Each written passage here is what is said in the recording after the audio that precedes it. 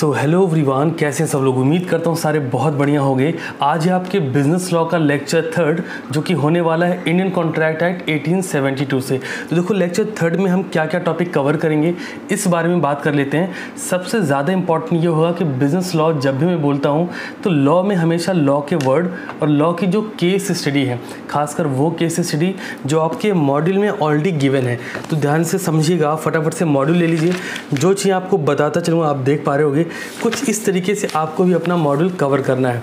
अब देखिए चैप्टर छोटा है बट इससे क्वेश्चंस पिछले 4 अटेम्प्ट में हर बार बने हैं। तो आपने क्या करना है, हर एक टॉपिक को बहुत अच्छे से कवर करना है।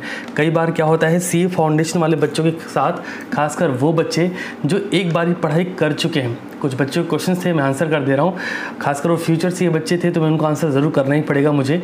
कि अगर आप ये सोच रहे हैं कि आपको ये लेक्चर दोबारा से कवर करना चाहिए कि नहीं करना चाहिए, तो डेफिनेटली करना चाहिए। क्यों सर? पिछली लेक्चर्स जाके देखिए और जो अभी हम लेक्चर्स दे रहे हैं दोनों में बहुत डिफरेंस है। हम अपग्रेड कर रहे हैं हर बार और ये आप लोग के लिए ही हो रहा है। तो ध्यान रखिएगा, हर एक लेक्चर को आपको कवर करना है। साथ के साथ बहुत जल्द जो फ्यूचर सी बच्चे उनसे मैं बात भी करने वाला हूँ, मैं बताऊँगा क्या प्रोसेस होगा। कंप्लीट टाइम में आप फ्यूचर सी के लिए चीज़ें अपग्रेड करने वाला हूँ बहुत ही जल्द। चलिए स्टार्ट करते हैं आज की फर्स्ट क्लास जो हम करने वाले हैं इंडियन कॉन्ट्रैक्ट एक्ट से। टॉपिक है हमारा कंसिडरेशन।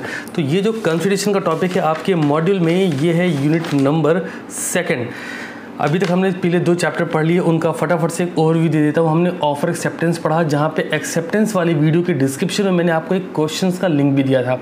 जरा मुझे कमेंट में बता दिए फटाफट से, हाँ लाइव चैट में बता दीजिए कि आप लोगों ने वो वाला पर्टिकुलर वीडियो जो आपके याद आ रहा गन पाउडर ध्यान आ रहा है, वो वीडियो कवर कर लिया कि नहीं। बिकॉज उस वीडियो में मैंने बोर्ड पे प्रॉपरली लिख के बताया था कि बिजनेस लॉ का आंसर किसी पर्टिकुलर क्वेश्चन में लिखते कैसे हैं। तो चलिए जरा चेक करते हैं कि आज आपको क्या क्या टॉपिक कवर करने इस पर्टिकुलर चैप्टर से।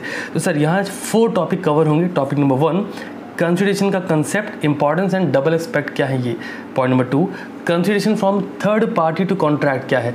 कई बार क्या होता है कि हम देखते हैं कॉन्ट्रैक्ट है तो मतलब साफ है एग्रीमेंट होगा जो कि कॉमर्शियल नेचर का होगा, और उस एग्रीमेंट के लिए हमें 2 लीगल पार्टी चाहिए होंगी जो like competency of the party. ध्यान है जब हम पढ़ रहे थे कि कौन एग्रीमेंट कर सकता है, तो वो पार्टीज मेजर होंगी, साउंड माइंड की होंगी and not disqualified by law होंगी। तो वो पार्टीज एग्रीमेंट करने के लिए आएंगी। एग्रीमेंट जो हमारा कंसिडरेशन होगा, हमने जब essential element of a valid contract वाला टॉपिक किया था तो वहाँ ये बात हुई थी कि हमारा जो कंसिडरेशन है वो लॉफुल होना चाहिए, जो हमारा ऑब्जेक्ट है वो भी लॉफुल होना चाहिए। तो थर्ड पॉइंट है हमारे पास वैलिड कॉन्ट्रैक्ट विदाउट कंसिडरेशन। ये सर कंसिडरेशन का एक एक्सेप्शन है। हमेशा बुलाता है no consideration no contract, but जब आप एक्सेप्शनल केस की बात करोगे तो कुछ कॉन्ट्रैक्ट ऐसे होते हैं जो वैलिड होते हैं जिसमें कंसिडरेशन नहीं होता उसके बावजूद भी। And point number 4, stranger can not sue. तो देखो जब हम क्लास कवर कर रहे हैं तो कॉपी पेन साथ लेके बैठो जैसा आप करते आ रहे हो, और हर टॉपिक को नोट डाउन ज़रूर करते चलिएगा, ठीक है जी। तो सबसे पहले पॉइंट से देखेंगे, लिखा हुआ consideration is essential element of a contract, जो कि फैक्ट है। अब इसमें एक फॉर्मूला बनता है कॉन्ट्रैक्ट माइनस कंसिडरेशन। अगर हम कॉन्ट्रैक्ट में से कंसिडरेशन को लेस कर दें तो जो बचेगा वो होगा अनइनफोर्सेबल प्रॉमिस, मतलब एक ऐसा प्रॉमिस जिसको आप इन्फोर्स नहीं करा सकते लॉ में। सर इसका मतलब क्या हुआ? Legality of object. आप अपने ऑब्जेक्ट जिस उद्देश्य से आप एक दूसरे से बात कर रहे हो, कॉन्ट्रैक्ट कर रहे हो, एग्रीमेंट कर रहे हो, वो पर्टिकुलर मोटिव फुलफिल नहीं होगा और आप उसके बियॉन्ड जाके केस फाइल नहीं कर पाओगे। नेक्स्ट पॉइंट आता है हमारे पास double expect of consideration. Sir double expect क्यों है? हाँ थोड़ा डबल एंट्री सिस्टम जैसा लग रहा है बट है वैसा ही। Every transaction has dual expect in accounting and every consideration is dual expect in business law. क्यों ड्यूअल एक्सपेक्ट है? प्रोमिसर एंड प्रोमिसी दोनों के लिए कंसिडरेशन होना चाहिए। तो बेनिफिट होगा प्रोमिसर को, है ना, और प्रोमिसी को भी। भाई सिंपल सी बात है, आप एक शॉपकीपर से कुछ प्रोडक्ट परचेज करते हो ऑन बिहाफ ऑफ एग्रीमेंट, तो आपने प्रोडक्ट लिया, वो प्राइस लेगा इन फ्यूचर में। अच्छा जरा मुझे फटाफट से कमेंट बताइएगा, अगर दोनों ही पार्टीज़ की परफॉर्मेंस पेंडिंग है तो कॉन्ट्रैक्ट कौन से नेचर का है? ध्यान होगा मैंने जो कॉन्ट्रैक्ट के टाइप्स पढ़ाए थे, शॉर्टकट बताए थे आपको, तो फटाफट से कमेंट करके बताइए अगर दोनों ही पार्टीज़ की परफॉर्मेंस पेंडिंग है, फ्यूचर में होनी है, तो कॉन्ट्रैक्ट कौन से नेचर का है? तो यस आंसर है आपका एग्जीक्यूटरी कॉन्ट्रैक्ट, है ना, क्योंकि एग्जीक्यूटेड कॉन्ट्रैक्ट में दोनों ही पार्टीज़ की परफॉर्मेंस परफॉर्म हो जाया करती थी। चलिए अब जरा चेक करते हैं सर कंसिडरेशन होता क्या है। फिर इसके इन डिटेल जाएंगे। कंसिडरेशन का मतलब सिंपल लैंग्वेज में something in return, business law के वर्ड में क्विड प्रो क्यो। अब होता क्या है चेक करते हैं। Consideration is the price agreed to be paid by the promisee for the obligation of the promisor. बच्चा कई बार पूछ सर ऑब्लिगेशन क्या है। ऑब्लिगेशन का मतलब है आप पे जो लाइबिलिटी आ रही है। अगर आप एक प्रॉपर्टी बाय करने जा रहे हो तो उस प्रॉपर्टी के लिए आपकी लाइबिलिटी क्या है, पेमेंट करना। और उस सेलर के लिए लाइबिलिटी क्या है, उस प्रॉपर्टी की डिलीवरी या पोजीशन आपको देना। तो बात क्लियर है। ऑब्लिगेशंस आप एग्रीमेंट में आपके बिहाफ पे जो भी ऑब्लिगेशंस बन रही हैं। Next point, when at the desire of the promisor the promisee और any other person has done or abstain from doing or does or abstain from doing और promise to do और to abstain, बहुत सारी line है। Simplify करते हैं चीज़ों को। कंसिडरेशन में हमें सिर्फ एक बात ध्यान रखनी है, प्रोमिसर टू प्रोमिसी जाना है। कंसिडरेशन समथिंग रिटर्न, कुछ के बदले में कुछ होना इंपॉर्टेंट है, कितना होना ये इंपॉर्टेंट नहीं है। कुछ लीगल रिक्वायरमेंट्स हैं कंसिडरेशन की, इनको चेक करेंगे। और हाँ, लीगल रिक्वायरमेंट्स के कॉपी में आप पॉइंट नोट करेंगे। मॉड्यूल पे दिया हुआ है, डेफिनेटली दिया हुआ है, बट आप कॉपी में नोट करेंगे और मैं डिस्कस करता चलूँगा इनके साथ के केस लॉज भी। तो लीगल रिक्वायरमेंट में सबसे पहला पॉइंट आता है, consideration must move at the desire of the promisor. जिन बच्चों ने YouTube पे सर्च किया होगा Indian contract act case study CTC classes, उनको हमारी 10 केस स्टडी वाली वीडियो मिली होगी। उस केस स्टडी में हमने दुर्गा प्रसाद वर्सेस बालदेव की केस लॉ की बात करी है। अभी दुर्गा प्रसाद और बालदेव के केस लॉ में हुआ क्या था सर, एक बंदा है जो बोलता है कि उस सेकंड पार्टी के बिहाफ पे वो एक प्रॉपर्टी का कंस्ट्रक्शन कर रहा है, जो शॉप की तरीके से आप समझ लो। और जो शॉपकीपर शॉप लेने जा रहा है वो बोलता है कि ठीक है, मैं आपको अपनी पर सेल पर कुछ कमीशन पे कर दिया करूँगा। लेटर ऑन जो कमीशन देने वाला था शॉपकीपर, वो डिनाई कर जाता है। फिर केस फाइल होता है, पर इस केस में वो जीतता है। क्यों? बिकॉज उनके बीच कोई एग्रीमेंट नहीं हुआ है। तो जो हमारा केस बन रहा है लीगल वे में वो क्या है, consideration must move at the desire of the promisor. पढ़ देता हूँ। Consideration must move at the desire or request of the promisor, any act done at the desire of third party is not a consideration. अगर किसी third party के behalf पे कोई act हो रहा है तो कंसिडरेशन नहीं होगा। केस लॉ कौन सा रिफर करेंगे आप सर, दुर्गा प्रसाद वर्सेस बालदेव, ध्यान रखेंगे। सेकेंड पॉइंट कॉपी में नोट करिए, कंसिडरेशन में मूव फ्रॉम द प्रोमिसी और एनी अदर पर्सन। सर यहाँ पे कौन सा केस लॉ वर्क करता है, चिन्नैया वर्सेस रमैया। अगेन ये उस वीडियो में डिस्कस हुआ है। चिन्नैया वर्सेस रमैया केस में क्या था कि एक बुजुर्ग महिला है, वो मर रही हैं। उन्होंने अपनी बड़ी बेटी को बोला कि बेटी ये ले प्रॉपर्टी के सारे कागजात, ये सारे पैसे, और तू अपनी छोटी बेटी को भी कंसिडरेशन देते रहना। यहाँ पे कुछ वक्त उसने दिया, फिर वो मना कर देती है, बट केस छोटी बेटी जीतेगी। क्यों? क्योंकि पॉइंट लिखा गया है, कंसिडरेशन में मूव फ्रॉम द प्रोमिसी और एनी अदर पर्सन, किसी पे भी मूव हो सकता है। पढ़ देता हूँ इस पॉइंट को। कंसिडरेशन में मूव फ्रॉम द प्रोमिसी और any other person who is not a party to the contract. समझो इस बात को, अगर एक्स की डेथ हो रही है और वो अपनी डॉटर वाई को कोई प्रॉपर्टी ट्रांसफ़र करते हैं ये बोल के कि जेड को भी इसमें शेयर दे देना, तो जेड कॉन्ट्रैक्ट का पार्ट है क्या? आंसर है नहीं, बट प्रोमिसी होने की वजह से कंसिडरेशन का पोर्शन उसे मिलता रहेगा। और इसमें केस लॉ आप रिफर करेंगे चिन्नैया वर्सेस रमैया। एक पॉइंट आता है यहाँ पे, एग्जीक्यूटेड एंड एग्जीक्यूटरी कंसिडरेशन। अगर आपको कॉन्ट्रैक्ट ध्यान हो, एग्जीक्यूटेड कॉन्ट्रैक्ट में हमने क्या बात करी थी, वो कॉन्ट्रैक्ट जहाँ दोनों ही पार्टीज अपनी परफॉर्मेंस को, अपनी ऑब्लिगेशंस को परफॉर्म कर दें, तो एग्जीक्यूटेड है। जहाँ दोनों ही पार्टीज की ऑब्लिगेशन फ्यूचर में पेंडिंग है उनकी परफॉर्मेंस, तो हम क्या बोलते थे, एग्जीक्यूटरी है। कंसिडरेशन सेम एज, पढ़ देते हैं। If consideration under the contract has been given it is set to be executed. अगर दिया है, हो चुका है, तो एग्जीक्यूटेड है। If consideration under the contract is to be moved in future, अगर वो फ्यूचर की बात हो रही है, it is called executory consideration. तो इसको रटना नहीं, समझ लेना। अगले पॉइंट पे मूव करते हैं, पॉइंट नंबर डी। कंसिडरेशन में be past, present or future, but obvious है कि कंसिडरेशन पास्ट में हो सकता है, प्रेजेंट में हो सकता है, फ्यूचर में भी हो सकता है। अगर सवाल है कैसे, एक ध्यान रखेंगे, past consideration, no consideration in England. पहले जब हम लोग इंडियन कॉन्ट्रैक्ट एक्ट पढ़ाते थे तो ऐसा बुलाता था, Indian contract act implemented in all over India accept JNK, Jammu and Kashmir, but अभी से ख़त्म है। आर्टिकल 370 रिमूव हो चुका है। तो कहीं भी ऐसा स्टेटमेंट ना आपको सुनना है, क्योंकि अगर मान ली किसी वीडियो में किसी ने बोल रखा है तो पॉसिबल है वो वीडियो उस आर्टिकल के रिमूव होने से पहले की हो। तो ध्यान रखिएगा, अभी के लिए अपडेट रहिए इन चीज़ों को लेके। अगले पॉइंट पे आएंगे, past consideration, the word has done और एब्सटेन फ्रॉम डूइंग। सिंपल है, जो पास्ट में हो चुका है, लाइक आपने पास्ट में सर्विसेज प्रोवाइड करी, आपको आज उसका बेनिफिट मिल रहा है। कोई गवर्नमेंट एम्प्लॉयर है, एम्प्लॉई है, उसने पास्ट में कोई सर्विसेज दी है, आज वो पेंशन रिसीव कर रहा है, तो क्या है, कंसिडरेशन पास्ट का हो जा रहा है। प्रेजेंट, आपने कोई प्रोडक्ट सेल करा और आपको उसी वक्त कैश मिला, सामने वाले को उसी वक्त प्रोडक्ट मिल गया, कंसिडरेशन कैसा है, प्रेजेंट में ट्रांसफ़र हो रहा है ना, तो आप कह सकते हैं प्रेजेंट कंसिडरेशन है। फ्यूचर कंसिडरेशन कैसे होगा, प्रॉमिस टू डू। एक कंस्ट्रक्शन बनाने वाली कंपनी है जो प्रॉमिस करती है कि मैं आपको 15th मंजिल पे जाके आपका फ्लोर डेफिनेटली प्रोवाइड करूंगी, इसके लिए आपको मुझे सिर्फ 20 लाख रुपीज़ पे करने हैं 1 BHK के। इन दैट केस, अब आप अगर ये बोलते हो कि यस मैं पे करूंगा, तो आप भी एग्जीक्यूटिव हो गए। वो बोलता है ठीक मैं आपको 15th मंजिल पे दूंगा, तो वो भी एग्जीक्यूटिव हो गया। दोनों के लिए कंसिडरेशन कैसा है, फ्यूचर में। क्यों, क्योंकि कॉन्ट्रैक्ट परफॉर्म कब होगा, फ्यूचर में होने वाला है। चलिए पॉइंट नंबर ई डिस्कस करते हैं। Consideration should be real not illusory. वो ऐसा वाला पता है आपको, है ना, आबरा का डाबरा छू, तो ये नहीं चलेगा, है ना। ट्रेजर बाय मैजिक, आप सोने के सिक्के निकालना चाह रहे हैं जादू के थ्रू, तो ये भी नहीं चलेगा। सिंपल लैंग्वेज में, if consideration is an illusory one then it is not valid. अगर कंसिडरेशन इल्यूजरी है, भ्रम है, झूठ है, दिखावा है, भूत है ना, सुन सकते हो आप, इसको महसूस करने वाली चीज़ है। तो consideration should be real not illusory. Real होना चाहिए, रियलिस्टिक होना चाहिए, दिखना चाहिए उसका existence. Point number F, consideration need not B adequate. Sir consideration exactly कितना हो ये इंपॉर्टेंट नहीं है, होना इंपॉर्टेंट है। अब एग्जैक्टली कितना हो ये डिपेंड करेगा उन दोनों पार्टीज़ पर जो उस कॉन्ट्रैक्ट में, जो एग्रीमेंट में इंटर कर रहे हैं, वो डिफाइन करेंगे कंसिडरेशन कितना होना चाहिए। पॉइंट नंबर जी की बात कर लेते हैं। The performance of an act what one is legally bound to perform is not consideration for the contract. Promise to pay the money to witness. अगर आप, एक गवर्नमेंट है, उसने बोला है कि जो विटनेस बनेगा, वो पिक्चर में होता था ना, सरकारी गवाह बन जाओ, मैं तुम्हें इतने रुपए कैश दे दूंगा।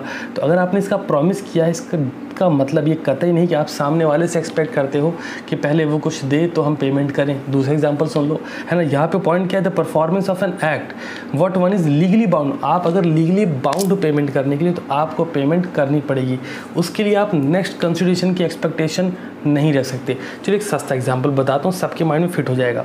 देखो यार, आपने बैंक से लोन लिया है, मान लो आपने 5 लाख का बैंक से लोन लिया है। अब बैंक आपसे रीपेमेंट चाहता है, बैंक आपसे पैसे वापस चाहता है। 3 लाख का लोन बचा हुआ है मान लीजिए। आप बैंक जाते हैं, कहते हैं भाई साहब सुनो, मैंने कंसिडरेशन बहुत अच्छे से पढ़ लिया है और मुझे ऐसा लगता है मैं तुम्हें 3 लाख दूंगा, तो तुम इसके बदले मुझे क्या दोगे। तो चलो एक काम करते हैं, पहले तुम मुझे 4 लाख रुपए दे दो, 3 लाख में तुम्हारा रिटर्न कर दूंगा और ये लोन तुम आगे कंटिन्यू कर लेना। तो बैंक ऐसा नहीं करने वाला। मतलब क्यों नहीं करने वाला, बिकॉज आप उस कंसिडरेशन के पेमेंट के लिए लीगली बाउंड हो। क्लियर हो गया पॉइंट। चलिए पॉइंट नंबर एच की बात करेंगे। Consideration must not be unlawful, immoral, oppose to public policy. पहले भी बात हो चुकी है कि कंसिडरेशन इमोरल नहीं होना चाहिए, अपोज टू पब्लिक पॉलिसी नहीं होना चाहिए, और यस लीगल ही होना चाहिए, इलीगल तो कतई नहीं होना चाहिए। चलिए नेक्स्ट पॉइंट डिस्कस कर लेंगे। अ third party or a stranger to a contract can not sue. ऐसा सिंपल है, अगर एक्स और वाई के बीच एग्रीमेंट हुआ है, एक्स और वाई के बीच कॉन्ट्रैक्ट हुआ है, तो जो केस बनता है वो एक्स और वाई के बीच बनता है। कहीं से MLN कोई और जो थर्ड पार्टी, जो स्ट्रेंजर है, वो केस फाइल नहीं कर सकता। बट इसके भी कुछ एक्सेप्शनल केस भी अवेलेबल हैं, अभी आगे डिस्कस करूँगा। पहले इसको रीड कर देते हैं। A stranger to a contract means a person who is not a party to the contract. Stranger कौन है, जो कॉन्ट्रैक्ट की मेन पार्टी नहीं है। There is privity of contract between the parties. Sir privity of contract क्या है, yes ये सवाल आपके दिमाग में आना चाहिए और बनता भी है। देखिए प्रिविटी ऑफ कॉन्ट्रैक्ट के लिए स्टेटमेंट बता रहा हूँ, ध्यान से सुनिएगा। हाँ, आज कोशिश करूँगा आपसे, सुबह की अकाउंट की क्लास में मैंने आज आपसे कुछ MCQs पूछे थे जहाँ आपने गलतियाँ करी थी सर, तो अभी इसमें भी पूछूंगा, तो सो दैट हम ये डिफाइन कर पाएँ कि आप कितने श्योर हैं अपने कंसेप्ट को लेके कंसिडरेशन में। तो doctrine of privity of contract copy में नोट कर लो, मैं आगे बोल रहा हूँ, नोट कर लो उसको। Doctrine of privity of contract states that, अब स्टेटमेंट लिखिए, a contract cannot confer any right on one who is not a party to the contract even though the very object of the contract may have been to benefit him, हो सकता है उसको benefit provide हो रहा हो, but अगर वो party नहीं है तो कॉन्ट्रैक्ट में वो कहीं से भी केस फाइल नहीं कर सकती। लेकिन ये एक्सेप्शनल, अगर ये एक्सेप्शनल केस में आया तो डेफिनेटली वो पार्टी केस फाइल कर सकती है।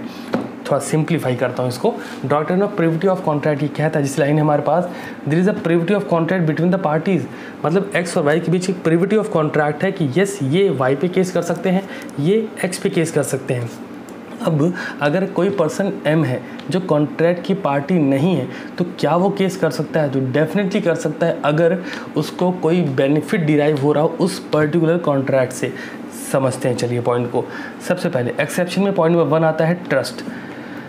यहाँ पे भी केस लॉ वर्क करेगा, ख्वाजा मोहम्मद वर्सेस हुसैन बेगम के बीच में। आइए पहले देखते हैं क्या था ये। ट्रस्ट में एक पॉइंट आता है, इन case of a trust a beneficiary can shoe upon the contract, जो बेनिफिशियरी है जिसको बेनिफिट मिलने वाला है वो डेफिनेटली केस फाइल कर सकता है। क्या था केस लॉ, शॉर्ट से डिफाइन करेंगे, फटाफट से देख लीजिए। एच यहाँ पे आपके हुसैन बेगम होंगे, के यहाँ पे ख्वाजा मोहम्मद होंगे। H sued her father in law K to recover rupees 15,000 being the arrears of allowance payable to her by K under an agreement made between K and H father। देखो ऐसे लंबा जाओगे तो बहुत कन्फ्यूजन होने वाला है। मैं फिर से रिकमेंड करूँगा वो वीडियो जाके आराम से कवर कर लीजिएगा। क्या करना है, यूट्यूब पे सर्च करना है Indian contract act case study CTC classes, video मिल जाएगा। सिर्फ इंडियन कॉन्ट्रैक्ट एक्ट के 10 केस लॉज बताए हैं, आराम से कवर होगा। और हाँ, कवर करने का मतलब है नोट्स बना लेना है, क्योंकि उस तरीके से वीडियोस भी नहीं मिलेंगे आपको, ना ही आपके मॉड्यूल में वैसे केस लॉ को डिफाइन करा गया है। सिंपलेस्ट फॉर्म है, जिन बच्चों ने देखा है वो प्लीज़ रिकमेंड कर दो बाकी बच्चों को। चलिए नेक्स्ट पॉइंट की बात करेंगे, फैमिली सेटलमेंट। ओ भाई वो सुना है, फैमिली में सेटलमेंट हो रहा है, बंटवारा हो रहा है, वहाँ पर भी जो पार्टी, समझो मान लो पिताजी चाचा जी के बीच में बंटवारा हो रहा है और आप वहाँ बैठे हो और आपको लगता है कि यार इसमें मेरा भी तो शेयर है, तो आप वहाँ पे अपनी बात रख सकते हैं क्योंकि आप बेनिफिशियरी हो वहाँ पे। क्लियर, ऐसा करना नहीं, पढ़ देता हूँ आगे। In case of family settlement if the terms of settlement are reduce into writing, member who were not only party to the contract can also sue upon it. अगर आपको लगता है कि नहीं आप ठगे जा रहे हो, आपका नुकसान हो रहा है, तो आप डेफिनेटली केस फाइल कर सकते हो। Next one, marriage contract. ये बड़ा ही डिसेंट सा था और ये भारतीय कानून में लाया गया है। सुनिए जरा, a female member can enforce a provision for marriage expense made on partition of HUF between male member. इसका मतलब ये है, अगर आप हिंदू अनडिवाइड फैमिली में आपकी फैमिली रजिस्टर्ड है और जो फीमेल मेंबर के जो भी पैसे खर्च हुए हैं, जब हिंदू अनडिवाइड फैमिली सेपरेट होगी तो जो भी खर्चा बाकी मेंबर पे हुआ है जो उसकी फैमिली के नहीं है उस फीमेल मेंबर के, तो वो फीमेल मेंबर उन बाकी खर्चों को रिकवर करने के लिए केस फाइल कर सकती है। Next point, acknowledgement of liability. इसको ज़्यादा ध्यान से सुनिएगा। Where a person admit his liability thereafter if he refuse, पहले आपने लाइबिलिटी एडमिट करी कि ठीक है जी मैं ये पेमेंट करने के लिए रेडी हूँ, मैं स्टॉक डिलीवर करने के लिए रेडी हूँ, उसके बाद आप रिफ्यूज़ कर जाते हो, मना कर देते हो, he will be stopped from denying his liability, तो आप अपनी लाइबिलिटी से भाग नहीं सकते। ठीक है, अगला पॉइंट देखते हैं, असाइनमेंट।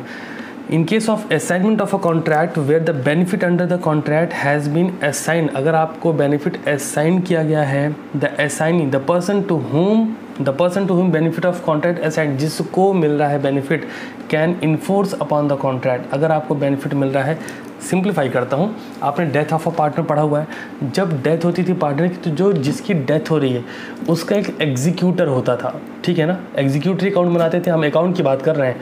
मान लो XYZ है, एक्स की डेथ हुई तो एक्स की वाइफ, एक्स का बेटा, एक्स के माता पिता, उनका बेनिफिट है तो वो आके डेफिनेटली केस कर सकते हैं, ऐसा लोग करते भी हैं। आखिरी पॉइंट हमारे पास, covenant running with land. Sir क्या मतलब इसका, सुनिए। The person who purchased land with notice that the owner of land is bound by certain duties affecting land, the covenant affecting the land may be enforced against the successor of the seller। Simplify करते हैं, अगर आपके ने कोई land purchase करी है, इस बात के साथ उसके साथ कोई ड्यूटी भी इनबिल्ड है, इन्वॉल्व है, तो आपको आपके लिए वो बेनिफिशियरी है, आप उस पर केस आराम से फाइल कर सकते हो। फिर से लाइन चेक करेंगे। अब हमारे नेक्स्ट पॉइंट पर जो हमारा होने वाला है, नो कंसिडरेशन नो कॉन्ट्रैक्ट, और इसके भी ढेर सारे एक्सेप्शन हैं। तो देखिए अभी तक हमने कवर किया है आपका कंसिडरेशन का टॉपिक, लीगल रूल्स। देखिए लीगल रूल सर यहाँ तक हैं, फिर suit by third party to a contract, और अब हम करने वाले हैं विदाउट कंसिडरेशन, लास्ट टॉपिक है। इसके बाद MCQ भी ज़रूर कवर करूँगा। तो चलिए चेक करते हैं। No consideration no contract, the general rule of a law is that an agreement without consideration is void. मतलब आपने एक एग्रीमेंट किया है जिसमें कोई कंसिडरेशन नहीं, तो कन्फर्मली वो एग्रीमेंट कम्प्लीटली वॉइड है। आप ऐसे भी कह सकते हो, वॉइड एब इनिशियो भी कह सकते हो। बट यहाँ ध्यान रखेंगे, अगर वहाँ पे बाकी सारी चीज़ें वैलिड हैं, सिर्फ कंसिडरेशन की बात आ रही है, तो हम एक बार चेक कर लेंगे कोई एक्सेप्शन तो नहीं अवेलेबल है। तो जो एक्सेप्शन मैं पढ़ने वाला हूँ उनमें से कोई एक्सेप्शन अगर अवेलेबल है, मेक श्योर वो वॉइड एब इनिशियो नहीं होगा। पढ़ते हैं। Point number 1, agreement of account of natural love and affection. Sir अगर आपने कोई ऐसा एग्रीमेंट किया है जो नेचुरल लव एंड अफेक्शन पे है, तो यहाँ पे कंसिडरेशन की ज़रूरत नहीं है और कॉन्ट्रैक्ट फिर भी वैलिड होगा। सिंप्लीफाई करते हैं। हमने बोला नो कंसिडरेशन नो कॉन्ट्रैक्ट, इसका एक्सेप्शन, इसका मतलब क्या हुआ कि कंसिडरेशन नहीं है बट फिर भी कॉन्ट्रैक्ट होगा। एक्सेप्शन का इतना ही मतलब होता है कि जो चीज़ें आपको बताई जा रही हैं उसके अगेंस्ट क्या होगा। अगर हम स्टेटमेंट देते हैं नो कंसिडरेशन नो कॉन्ट्रैक्ट, तो इसका मतलब है कंसिडरेशन नहीं तो कॉन्ट्रैक्ट नहीं। बट अगर हम बोलते हैं इसका एक्सेप्शन है, मतलब कंसिडरेशन ना होने का एक्सेप्शन है, कंसिडरेशन नहीं है फिर भी कॉन्ट्रैक्ट होगा। सेकंड पॉइंट देखते हैं। Written and registered agreement based on natural love and affection, parties standing in near relation. इसका सर एक केस लॉ बनता है, राजलक्ष्मी देवी वर्सेस भूतनाथ। हाँ केस लॉ बनता है, पढ़ देता हूँ। A husband by registered document after referring to quarrels and this agreement between himself and his wife promised to pay his wife a sum of money for her maintenance and separate residence. It was held that the promise was unenforceable. Sir ध्यान से समझिएगा, 2 case law है आपके पास। एक है राजलक्ष्मी देवी versus Bhootnath, जहाँ पर राजलक्ष्मी देवी बड़ी स्मार्ट थी, उन्होंने एग्रीमेंट पे साइन करा लिया भूतनाथ जी से कि आपको मेरी मेंटेनेंस के पैसे देने पड़ेंगे, रेसिडेंस देना पड़ेगा। क्लियर? तो यहाँ पे राजलक्ष्मी देवी को मेंटेनेंस का पैसा मिल रहा है, घर मिल रहा है, भूतनाथ जी को कुछ नहीं मिल रहा है कंसिडरेशन के फॉर्म में, ना रुपए मिल रहे हैं ना ही प्रॉपर्टी मिल रही है, सिर्फ राजलक्ष्मी देवी को मिल रहा है। तो नॉर्मली अगर हम देखें तो दोनों पार्टीज़ का कंसिडरेशन इन्वॉल्व नहीं है, बट फिर भी ये कॉन्ट्रैक्ट वैलिड हुआ। क्यों? सर यहाँ पे एग्रीमेंट के थ्रू उन्होंने प्रॉमिस किया है कि मैं पेमेंट करूँगा। सेकेंड बिहाफ एक और केस लॉ था जो हस्बैंड वाइफ के बीच था, आपने वो भी पढ़ा है, बल्फोर वर्सेस बल्फोर। अब नाम से समझना, बल्फोर वर्सेस बल्फोर 1919 में हुआ, नाम से पता चल रहा है भारतीय नहीं थे। राजलक्ष्मी वर्सेस भूतनाथ, क्या लगता है कहाँ के लोग हैं? भारतीय। इतनी स्मार्ट, समझ रहे हो? मतलब इसने लॉ बहुत पहले पढ़ लिया था, उसको इम्प्लीमेंट कर लिया कि भाई प्रॉमिस ही मत करो कि आप मेंटेनेंस दोगे, जरा साइन भी कर दो। और बंदा जो है भागता है में उसने साइन कर दिया, इमोशनल हो गया वो, साइन करने के बाद फंस गया। ठीक है, नेक्स्ट पॉइंट की बात करेंगे, compensation for past voluntary services. अगर आपने पास्ट में कोई वॉलंटरी सर्विसेज प्रोवाइड की, मतलब अपनी इच्छा से कोई सर्विस प्रोवाइड की है, तो वहाँ पे आप कंसिडरेशन की डिमांड नहीं कर सकते। क्यों? आपको बोला गया था कि झाड़ू लगाओ, नहीं ना, आप खुद आए थे ना फ़ोटो खिंचाने। तो अगर आपने ये काम किया है स्वच्छ भारत अभियान में और आप फिर मोदी पे क्लेम मार दो, नहीं हमको तो पैसे दो, हमारी गुडविल ख़राब हुई, नहीं मिलेगा। पढ़ देते हैं। Service render voluntary, services render for the promiser, promiser must be in existence at the time of rendering services, promisor must have intended to compensate the promisee. Example, X find Y purse and give it to him. X Y का purse पाता है, Y को देता है, Y promised to give ₹1000. This is a valid contract. क्यों? क्योंकि वो बोल रहा है, वो प्रॉमिस कर रहा है कि मैं तुझे 1000 रुपये दूंगा, भाई तूने मेरा पर्स दिया है। बट वाई को ऐसा रियलाइज़ होता है कि उसके पर्स में टोटल 1500 रुपये थे। अब वो कहाँ से दे देगा पैसे? उसका फील ख़त्म हो गया, कहता नहीं पैसे नहीं लौटाऊंगा। तो इस सिनेरियो में एक्स डेफिनेटली केस कर सकते हैं, बिकॉज ये वैलिड कॉन्ट्रैक्ट होगा। Point number 3, promise to pay time board डेप्ट। ये वो बैंक वाला एग्जांपल है कि आपके ऊपर टाइम बार्ड है कि आपको पेमेंट करनी है। अब आप बैंक से ये कहते हो कि भाई साहब एक काम करो, मुझे थोड़ा सा लोन और दे दो, तब मैं पेमेंट करूँगा, क्योंकि मैं पेमेंट आपको देने वाला हूँ। आपके लिए तो कंसिडरेशन समझ आ रहा है, बट इसके बदले में मुझे क्या मिल रहा है? तो अगर आपने टाइम बार्ड डेप्ट, जो टाइम लिमिट है उसके अंदर पेमेंट करने की बात करी है, तो आप कहीं से भी उस प्रॉमिस को डिनाई नहीं कर सकते, और वो कंसिडरेशन वैलिड हो ना हो, कॉन्ट्रैक्ट वैलिड होगा। भाई आपके लिए कंसिडरेशन अवेलेबल नहीं है, क्यों? क्योंकि आप तो पेमेंट करने वाले हो। बैंक के लिए कंसिडरेशन है, तो कंसिडरेशन के डुअल एक्सपेक्ट होने चाहिए, दोनों पार्टीज़ के लिए कंसिडरेशन इन्वॉल्व होना चाहिए, बट अगेन इसमें एक्सेप्शंस अवेलेबल हैं जो आप पढ़ रहे हैं। नेक्स्ट पॉइंट है एजेंसी। सेक्शन 185 में एजेंसी के बारे में बोला गया है। यहाँ सिंप्लीफाई करते हैं, किसी एजेंसी को क्रिएट करने के लिए no consideration is necessary. Agency create करने के लिए कंसिडरेशन का होना कतई ज़रूरी नहीं है। Completed gift, sir gift do not require any consideration. आप जाते हैं किसी बर्थडे पार्टी में, कहीं भी आपने कोई गिफ्ट दिया, तो क्या सामने वाले उसके बदले में रिटर्न गिफ्ट चाहिए? ज़रूरी है। अच्छा मान लो नहीं मिला, तो क्या वहाँ से निकल के सीधे कोर्ट कि आई सी इन द कोर्ट, तूने मेरे को रिटर्न गिफ्ट नहीं दिया? नहीं कर सकते। Next point charity. Kedarnath versus Gauri Mohammed, ये केस लॉ है, डिस्कस कर रखा है, चेक करिएगा। चैरिटी की बात करें तो अगेन आप चैरिटी के बिहाफ पे आप सामने वाले से कंसिडरेशन की एक्सपेक्टेशन नहीं रख सकते, और ये भी एक्सेप्शनल केस में आता है। फिर बात आती है बेलमेंट। सर बेलमेंट हम अलग से सेपरेट टॉपिक डिस्कस करेंगे, तो यहाँ बहुत इन डेप्थ नहीं जाएंगे, बस इतना जानिए कि बेलमेंट के लिए कंसिडरेशन का रिक्वायरमेंट नहीं होता है। ठीक है, बेलमेंट जब आप सेल्स ऑफ गुड साइड पढ़ेंगे तो बहुत ही इंटरेस्टिंग टॉपिक है, वहाँ से कवर किया जाएगा। आइए अब जरा चेक करते हैं कुछ और पॉइंट्स को और फिर डिस्कस करेंगे आपके MCQs। ठीक है जी, तो एक बार जल्दी से आपको कंफर्म करा देता हूँ चीज़ों को। सबसे पहला exception to the rule, third party can not sue on the agreement. क्या एक्सेप्शन है? जल्दी चेक करिए। Point number 1 trust a beneficiary. Point number 2 family settlement, लेकिन ध्यान क्या रखें, टर्म्स इन राइटिंग जो दिख रहा है इसको नोट कर लीजिएगा। पॉइंट नंबर 3 मैरिज कॉन्ट्रैक्ट, लेकिन डैश करके female under HUF, Hindu divide family. Point number 4 assignment of contract, यहाँ पे क्या ध्यान देना है? बेनिफिट। स्टॉपेल, यहाँ पे क्या ध्यान? By liability acknowledgement. Next covenant to land, successor of seller can possible.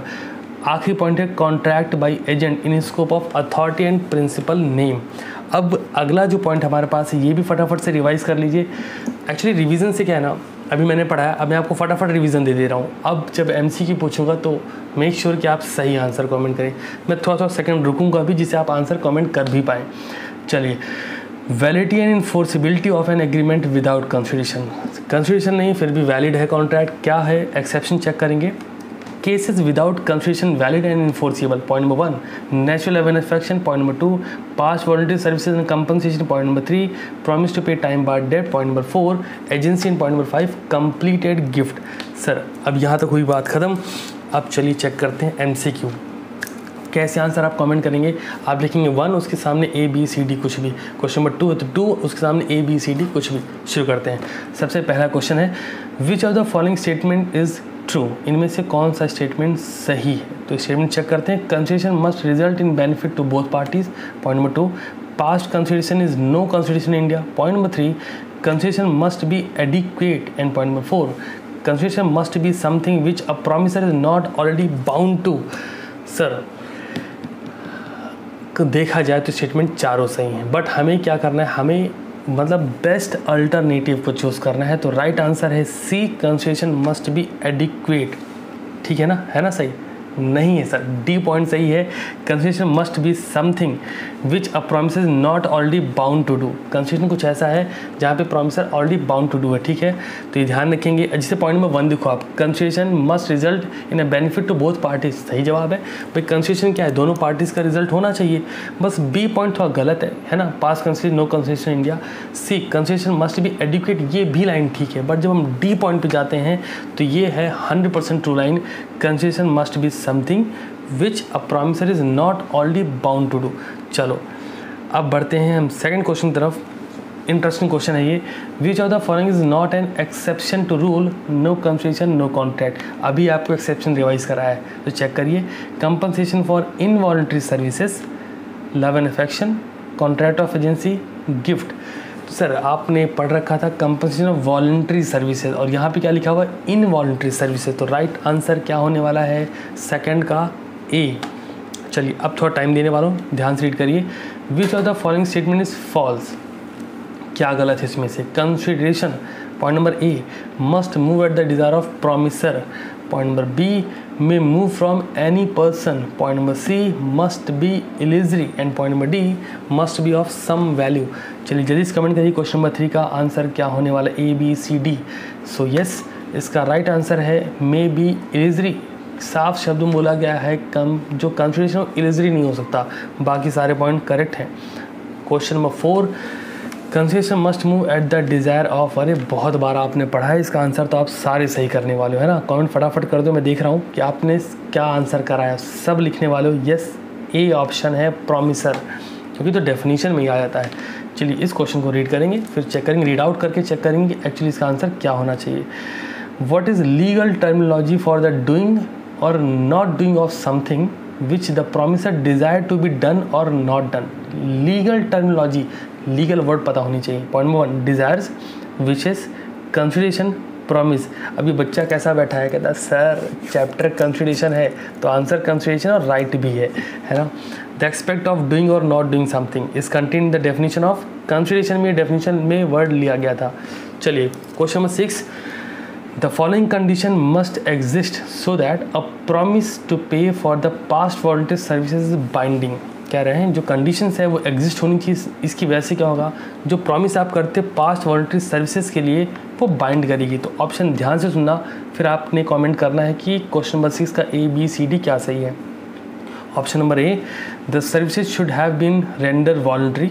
Option B, the service must have been render for the promisor. Option number C, they must be in existence at the time when the services were rendered and must have intent to compensate the promise. And point number D, all of these. चलिए comment करके फटाफट से बताइए क्या लगता है क्या सही जवाब। तो सर इसका सही जवाब है all of the above, 3 option सही हैं। सर क्यों ऐसा है, क्वेश्चन पढ़ो। The following condition must exist so that a promise to pay for the past voluntary services. तो पास्ट वॉलंटरी सर्विसेज हमें क्वेश्चन पूछा जा रहा है। पहला option, the service should have been render voluntary, आपने सर्विस वॉलंटरी दी हो, आप पे दबाव ना हुआ, पॉइंट नंबर 1 तो जस्टिफाई करता है ना, सेटिस्फाई कर रहा है। Second, the service must have been rendered for the promisor, आपने प्रॉमिसर के लिए सर्विस दी हो, ये भी सेटिस्फाई कर गया। Third, they must be in existence at the time when the services were rendered and must have intent to compensate the promise, exist भी कर रहा हो और प्रॉमिस कंपनसेट करने के लिए रेडी भी हो। तो 3 ऑप्शन करेक्ट हैं, राइट आंसर होगा डी। क्वेश्चन नंबर 7 की बात करेंगे। N agreement made without consideration is valid under the Indian contract act 1872 if. So N agreement made without consideration, अगर आप बिना कंसिडरेशन के एग्रीमेंट करते हो तो ये वैलिड होगा इंडियन कॉन्ट्रैक्ट एक्ट 1872 में। ऑप्शन चेक करते हैं। पहला, इज एक्सप्रेस्ड इन राइटिंग। दूसरा, of natural love and affection or the parties to the agreement stand in near relation to each other. C, the document is registered under the relevant law. And D, all of these. Question के according जाएंगे। An agreement made without consideration is valid, कब valid होता है sir, exception हमने पढ़े ना, तो ये है ऑल ऑफ दीज, आंसर है डी करेक्ट है। बिकॉज क्वेश्चन के अकॉर्डिंग जाएंगे। इज एक्सप्रेस इन राइटिंग, अगर राइटिंग हो गया तो नेचुरल लव एंड अफेक्शन वाला पॉइंट जस्टिफाई हो गया, सेटिस्फाई कर रहा है। Second, of natural love and affection वही पॉइंट कंसीडर करने। Third, the document registered under the relevant law, तो यहाँ पे केस लॉ कौन सा लगता है, फटाफट कमेंट करके बताइए। अगर नेचुरल लव एंड अफेक्शन है तो कौन सा केस लॉ प्रीफर करने वाले हो। यस, आई होप आप सही कमेंट कर रहे हैं। तो मैं फिर से रिपीट कर देता हूँ, यहाँ पे जो केस लॉ रिफर होगा वो होगा राजलुखी देवी वर्सेस भूतनाथ, है ना, ठीक है। क्वेश्चन नंबर 8 की बात करेंगे। Which of the following is not correct, इनमें से कौन सा सही नहीं है। Point number 1, consideration must be at the desire of promisor, ठीक चीज़ है। Point number B, consideration may be past present or future, अब आप जानो ठीक है कि नहीं। C, consideration need not be adequate but real and back with free consent. And D, consideration should be always monetary, ये गलत है ना। डी आंसर करेक्ट है आपका। क्वेश्चन नंबर 9, 10 में आपसे ऑलरेडी पूछ चुका हूँ, जो कि हमारा क्वेश्चन था डॉक्ट्रिन ऑफ प्रेविटी ऑफ कॉन्ट्रैक्ट, तो लिखा दिया है तो पूछने की जरूरत नहीं है। क्वेश्चन नंबर 9 कर लेता हूँ। Which one of the following is a legal requirement regarding consideration, इनमें से कौन सी लीगल रिक्वायरमेंट, ये क्वेश्चन इज क्लियर कि लीगल रिक्वायरमेंट क्या है। ऑप्शन सुनिए। Consideration should move at the desire of promisor, consideration may move from promisee or any other person. C, consideration may be past present or future, all of these. Obvious सी बात है यार, all of these ही सही है। तो sir अब क्या करना है, देखिए आप में 3 क्वेश्चन गिवन है प्रैक्टिकल प्रॉब्लम में, है ना, उसके आंसर भी लिखे गए हैं, ये कवर कर लीजिएगा। फिर से कह दूं, मैंने टॉपिक सारा पढ़ा दिया है कंसेशन का, कुछ भी टॉपिक ड्रॉप नहीं हुआ, कुछ भी नहीं छूटा है। अब ये वीडियो कंप्लीट होने के तुरंत बाद मॉडल लीजिए, यहाँ से स्टार्ट करिए और हर एक पॉइंट को वर्ड बाय वर्ड पढ़िएगा और जो भी लॉ के वर्ड्स मिलें उनको सेपरेटली नोट करिएगा। मिलता हूँ कल की क्लास में सुबह 11 बजे अकाउंट्स के साथ, और तब तक के लिए शानदार रहिए और पढ़ते